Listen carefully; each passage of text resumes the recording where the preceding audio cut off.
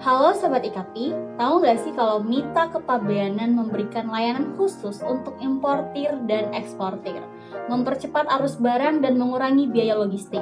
Mau tahu syarat dan manfaat jadi Mitra Kepabeanan? Simak di video ini bersama saya Putri.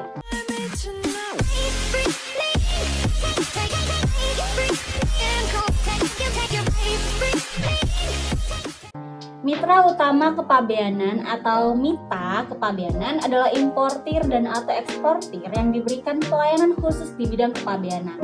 Layanan khusus diberikan untuk mendukung kelancaran arus barang serta dapat mengurangi biaya logistik.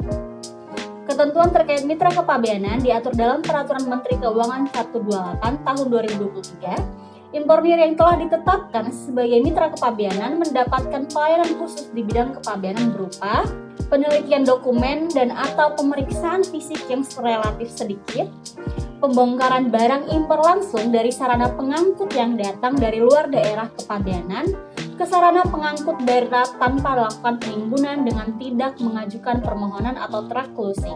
Kemudian pengeluaran barang impor sebagian dari peti kemas tanpa dilakukan stripping atau part of container dengan tidak mengajukan permohonan. Penggunaan jaminan perusahaan atau corporate guarantee dapat diberikan untuk seluruh kegiatan kepabeanan yang wajib menggunakan jaminan sesuai persyaratan sebagaimana diatur dalam ketentuan peraturan perundang-undangan di bidang kepabeanan. Kemudian dalam hal mitra kepabeanan merupakan importer produsen, pembayaran atas penyelesaian kewajiban kepabeanan dapat dilakukan dalam bentuk pembayaran berkala. Kemudian dalam hal kegiatan kepabeanan berupa proses impor, diberikan pengecualian untuk menyampaikan satu hasil cetak pemberitahuan impor barang, kecuali impor barang yang mendapatkan fasilitas. Yang kedua, dokumen pelengkap pabean dan bukti pelunasan bea masuk, cukai, pajak dalam rangka impor, penerimaan negara bukan pajak, dan dokumen pemesanan pita cukai.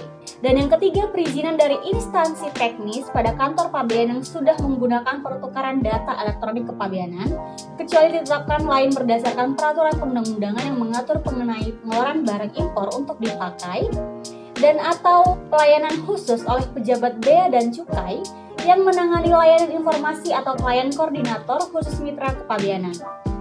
Untuk dapat ditetapkan sebagai mitra utama, harus memenuhi syarat sesuai pasal 3 PMK 128/2023. Untuk menjadi mitra kepabeanan, terdapat beberapa syarat yang harus dipenuhi sesuai pasal 3 PMK 128/2023. Yang pertama, melakukan kegiatan impor-ekspor dan memiliki kepatuhan selama 6 bulan terakhir. Yang kedua, perusahaan calon mitra kepabeanan tidak sedang mempunyai tunggakan kewajiban kepabeanan, cukai, PDRI, dan atau sanksi denda yang sudah jatuh tempo.